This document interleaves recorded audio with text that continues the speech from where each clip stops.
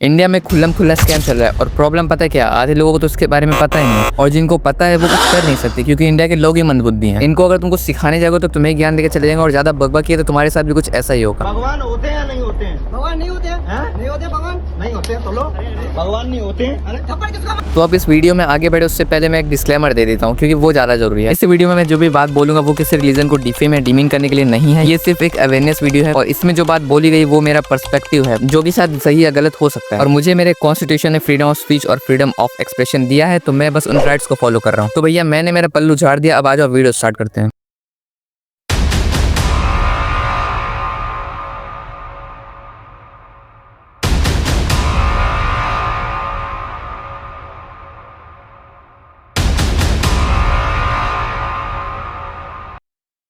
देखो मुझे कोई रिलीजन से प्रॉब्लम नहीं है। इनफैक्ट मुझे इंडिया के सारे रिलीजन बहुत पसंद है, लेकिन मुझे रिलीजन की बस एक बात पसंद नहीं है और वो है अंधविश्वास।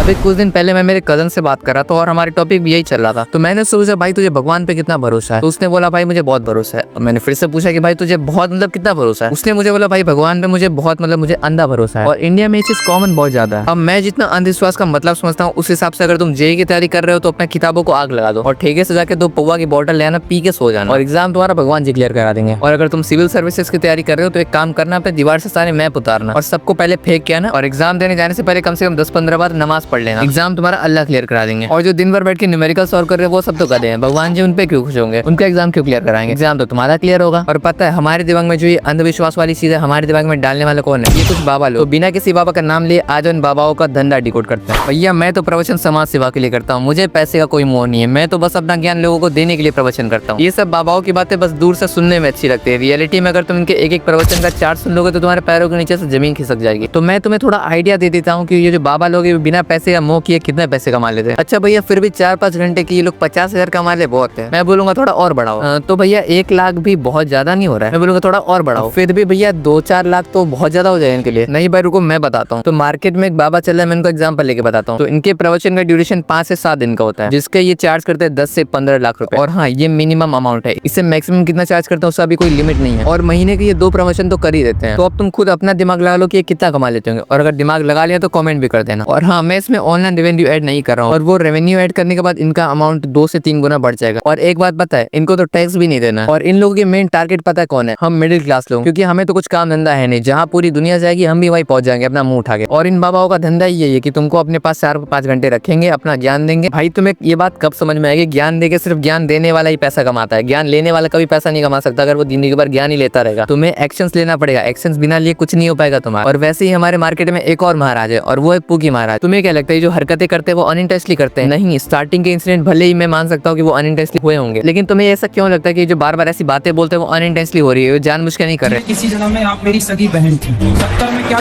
देखो फेमस होना सबको पसंद है, पैसा सबको पसंद है। अब जब उन्होंने गलती से बातें बोली तो उनको रियलाइज हुआ कि भाई मैं तो फेमस हो रहा हूँ, मुझे लाइक्स ही मिल रहे हैं, मुझे पैसे मिल रहे हैं। और हम लोग तो प्रवचन में ये सोच के गए तो भैया हमें ज्ञान मिलेगा, भगवान जी हम पे खुश हो जाएंगे, भगवान जी हमारा नीट क्लियर करा देंगे। अब मुझे ये चीज समझ में नहीं आ रही कि मैं पिछले 2 सालों से प्रवचन में जा रहा हूँ, 4-5 घंटे बैठता भी वहाँ पे, सोने से पहले 108 बार भगवान का नाम भी लेता, फिर भी मेरा नीट क्लियर क्यों नहीं हो रहा है? अब मैं तुमसे पूछूंगा भाई तू पढ़ता कितना? तो अब तुम में से कुछ लोग बोलेंगे भैया भगवान का नाम लेने के बाद पढ़ना भी पड़ता है क्या?